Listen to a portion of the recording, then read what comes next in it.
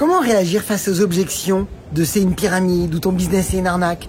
Je vais vous partager dans cette vidéo 2 façons de réagir qui vont énormément vous aider et surtout, ça va créer de la curiosité chez vos prospects. Ils vont même s'interloquer et se dire mais attends, je suis pas en train de rater quelque chose là?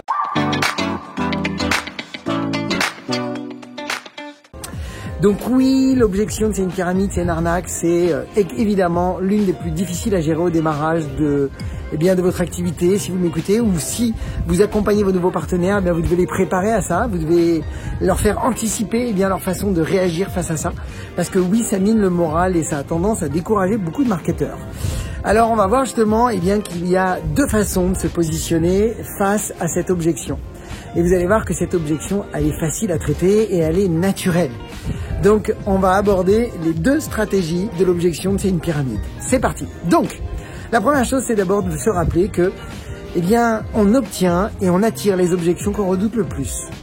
Donc, c'est intéressant à comprendre parce que quand on veut régler, les objections, il faut les régler en profondeur. C'est pas juste mettre un pansement sur quelque chose, c'est aller en profondeur. Et en général, je vais vous avouer une chose, si on a l'objection de c'est une pyramide, c'est une arnaque, c'est qu'au fond de nous, finalement, on a encore des doutes. On n'est pas convaincu encore de cette industrie et c'est normal. Il va vous falloir un certain temps. En général, je dis souvent que le temps, qui va vous permettre de complètement mettre ça de côté, va être le temps où le jour où vous allez gagner vos premiers rentrées d'argent qui seront à la hauteur d'un revenu traditionnel. Ce jour-là, la petite voix va disparaître. Entre-temps, même si vous êtes en train de focaliser sur votre business, même si vous êtes connecté, il y aura des doutes, il y aura toujours une petite voix qui vous dira « c'est trop beau pour être vrai ce truc-là ». C'est normal, ça fait partie du jeu. Mais par contre, gardez à l'idée que cette objection de c'est une pyramide, vous verrez que à peu près à 98%, elle va venir de la part de vos proches. C'est-à-dire les gens qui vous connaissent. Alors pourquoi ça? Parce que souvent ils vous voient comme l'ancienne version de qui vous êtes. C'est-à-dire qu'ils vous voient encore comme avant, avec peut-être une perception de vous, de je ne sais quoi, peu importe. Ce qui est important, c'est de repositionner les gens par votre attitude. C'est de recadrer les gens de manière à pouvoir faire que ça va créer une telle curiosité qu'ils vont se dire je crois que je suis en train de rater un truc. Ça va être dans votre posture qu'on va faire ce travail. Alors bien sûr qu'il y a une stratégie de gestion pour lever les objections, c'est ce qu'on enseigne dans nos programmes, mais je veux juste que vous compreniez déjà que votre posture, elle, toute seule, peut faire la différence, même sans le process. Et c'est ça qui est génial.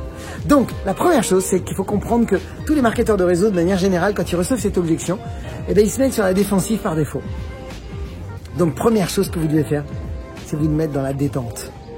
Accueillez ça avec tranquillité. L'une des pires choses que vous pourriez faire, qui pourrait vous faire perdre un temps de fou et beaucoup d'énergie, c'est de vouloir convaincre des gens qui sont convaincus que c'est une arnaque. Donc, vous savez quoi? Soyez détendus, laissez faire. Si les gens vous disent que c'est une arnaque ou une pyramide et qu'ils en sont convaincus, écoutez, soyez détendus, soyez tranquilles. Et là, il y a des questions à poser, ok? Et je peux te demander, ok, sur quoi tu te bases pour dire ça? Qu'est-ce que tu as comme information précise à ce sujet? Est-ce que tu peux être certain vraiment que c'est une pyramide? Ce genre de choses, c'est génial parce que ça ramollit les croyances des autres. Et ça, c'est génial. Et deuxième chose que vous devez garder, donc gardez cette détente en vous parce qu'ils vont se dire, ah, c'est bizarre. Mais la deuxième chose, c'est de comprendre que si vous êtes en train de vouloir convaincre, vous allez passer pour quelqu'un de désespéré. Donc, il y a une règle d'or que je vous invite à mettre en place et surtout avec les gens qui vous connaissent dans votre ancienne version. Vous savez quoi? S'ils reculent, reculez. Voilà une règle d'or. S'ils reculent, reculez. En gros, vous savez quoi? S'ils vous montrent qu'ils sont fermés, qu'ils trouvent ça vraiment dérangeant et que c'est même une pyramide et que ça va même vous porter préjudice ou que vous n'y arriverez jamais, vous savez quoi? Dites-leur, ok, je respecte ton point de vue. Je respecte ton point de vue. Par contre, permets-moi, je vais faire ce qui est important pour moi, parce que j'y crois.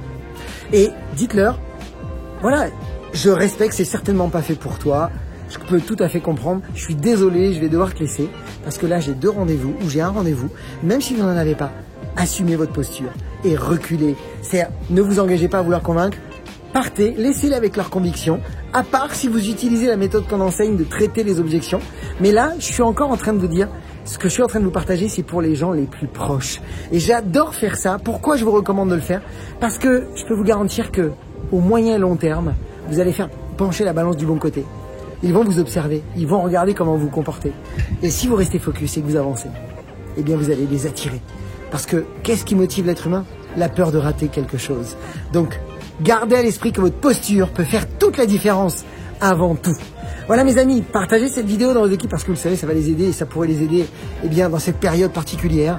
Pour ma part, je vous souhaite beaucoup de ventes, beaucoup de recrutement, beaucoup de duplication. Puis comme toujours, osez faire ce que vous n'avez jamais fait. Croyez en vous et surtout, agissez pour révéler le leader qui est en vous. À bientôt.